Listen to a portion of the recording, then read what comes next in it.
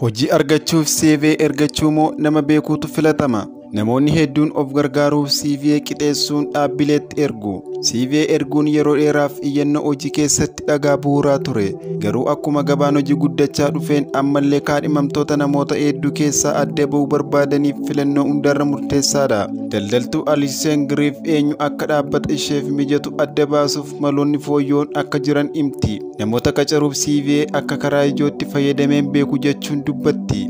Namoota garee keenyaaf ta'u hubachuuf dursee isaanii wal arguun filadha. Karaaleen biroo namoonni nu quunnaman waa'ee isaanii nu beeksisaniif banaadha. Fakkeenyaaf karaa leenjii hojii yookaan namoonni bilbilanii nu waliin haasa'u. Namoota hedduu akkasitti qacarree jirra. Hojii waltajjiiwwan biroo irratti argan iyyachuu osoo hin taane nutti dhufanii nuun haasa'uuni. Hojiiwwan oomishaa kan akka meeshaa walitti qabuuf CV'n qacaruun mijataa akka hin taane dubbatti. Namni tokko garee sana waliin ammam akka wal simuu fi walitti qabaa gaarii akka ta'u CV'n kongumaa hin himtu. Akkasii kanaaf karaa natti ga'umsa qabaachuu dandeessu hin jiru. Seentee hojii sana qaamaan hojjechuu qabda. Haa ta'u malee leenjisaan hojii Fiyoonaa Reet CV'n namoota hojii barbaadaniif meeshaa faayidaa qabu ta'e akka fu'amanti. Gammaatti si barbaachisa jedhee yaada. Ofii keetiif si barbaachisa. Muuxannoo kee galmeessuuf si barbaachisa jedhee yaada. Gorsi ishee CV fuula tokkoon caalli qopheessuudha. CV kee dubbisuuf salphaa ta'uu qabu. Odeeffannoon quunnamtii keetii mul'achuu qaba. Achis dandeettii fi cimina kee isa olaanaa fi muuxannoo barbaachisaa ta'e qabaachuu qabu. Garuu muuxannoo hojii guutuu dabaluun akka hin barbaachifne yaada dhiyeessiti.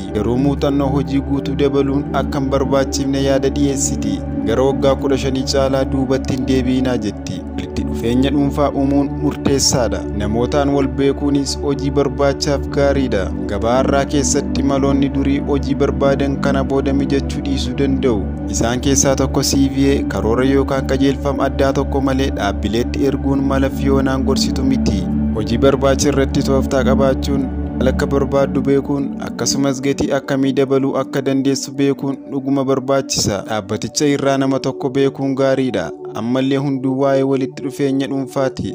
Qalisoon jettutti miidiyaaleen hawaasaa karaa gaarii piroofaayilii nama hojii adamsu tokko ol kaasuuf gargaaru ta'uu danda'a. Yeroo hundaa dargaggoonni yookaan eebbifamtoonni irratti yeroo na quunnaman baay'een dinqisiifadha. Sababiin isaas walitti dhufeenya uumaniiru.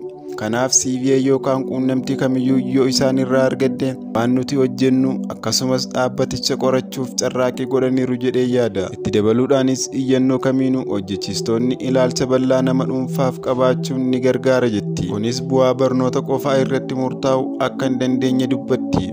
Ga'umsa qofa osoo hin taane wantoota duraan hojjete himuudha. Ogummaa adda addaa qabaachuun haala nama ajaa'ibu nama dinqisiisa. Hojiiwwan itti bohaartu qabdaa? Ga'ati qabdu qofa osoo hin taane amala kee mul'isuun gaariidha.